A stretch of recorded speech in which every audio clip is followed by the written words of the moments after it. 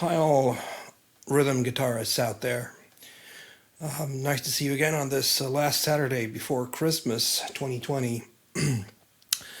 um, I'm posting a little inspiration or lesson today on what I like to call rhythm-driven guitar solos, or I don't know if I like to call it that. I actually just made that up. But anyway, let's call it that from now on.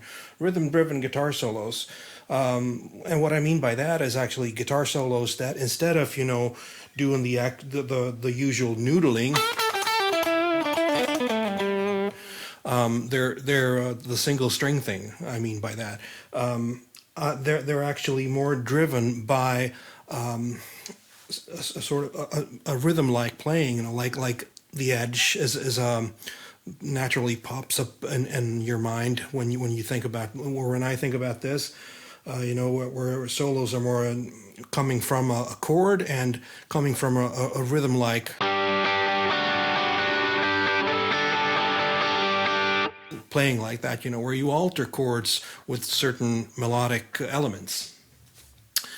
And I've taken a song from I recorded a little cover backtrack today of an old song from Suzanne Vega called Luka, which I think is a good example of this little type of solo playing. There's two very sort of constructed solos in the song. You heard me play one of them right at the beginning of this video. That's the little short section, more of an intersection between the first chorus and the second verse, actually. And what happens in it is it's actually on. If you listen to the original album, you will find that it is in F sharp or G flat. So I'm guessing that they're playing it with tuned down guitars. So because playing that type of solo in G flat would not be my favorite thing in the world to do. So I've actually raised it a half step to G major instead of tuning the guitars down, because I've actually used three different guitars for this. One this Strat that I'm playing right here. This is a 2004 American Deluxe anniversary Strat. It has the little gold emblem right there on the pickguard. But then I also used for the rhythm track, for the backtrack, I used a pink paisley Telecaster, a Japanese one from like 2006 or something like that. And I've also, for the second rhythm guitar part, I've used another Japanese Fender, actually, this candy apple red Strat, and I've used that on position 2. These two pickups on there, and that one actually has the Texas Special pickups in it. So there's a little if you're just figuring out what sounds I've used, there's it. That's it. And all guitars have been recorded through a Line 6 Helix. A couple of different amp models. For the really clean Candy Apple Red Strat, I've used the clean channel of the Soldano SLO model in there, the amp sim of a Soldano SLO 100. For the other, the little slightly crunchier Tele rhythm, that's a matchless DC30 sim. And for the lead guitar, it's I have to look down and check, actually. It's a deluxe reverb, slightly pushed deluxe reverb with a Klon type pedal simulated in the Helix. And that's pretty much it. That can also be a sort of path to how to get these three guitars to sort of fit in the mix, if you think they fit in the mix. I guess I think they do. So I'm happy with that.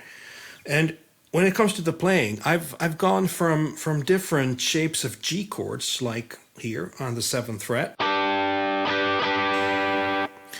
and just made some slight alterations, melodic alterations of that. and pretty much only playing 2 strings at a time, you know, like the G and B string mainly. I do a little single string slide at a point before I move up to another G shape, which would be like the top of, you know, like moving the regular open G chord up an octave to here, and I'm using the 2 top strings.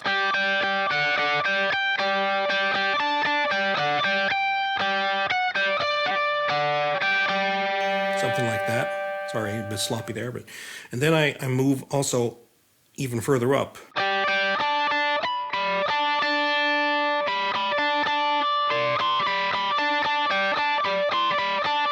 And all the time while I'm doing those melodic changes, which you can particularly hear in the longer solo that I will play for you very soon.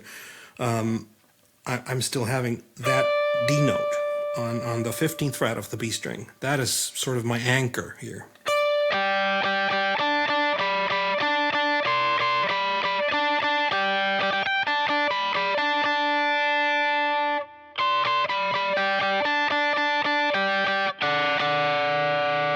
That's a D chord, top of a D chord, right before you end. So here's the longer solo, the longer version, which is at the end of the original song.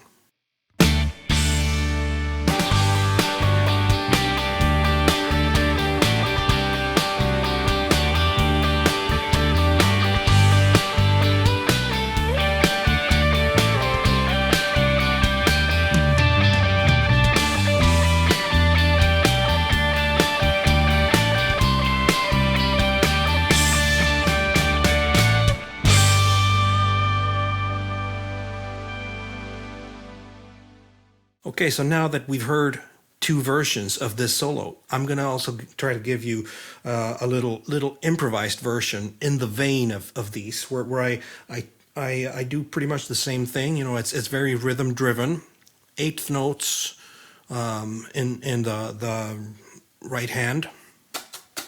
This is going steadily, and I use this G chord. I use this part of the G chord, which is on G on 12th and D on 15th, with the G and B string respectively, and I do some alterations here as well.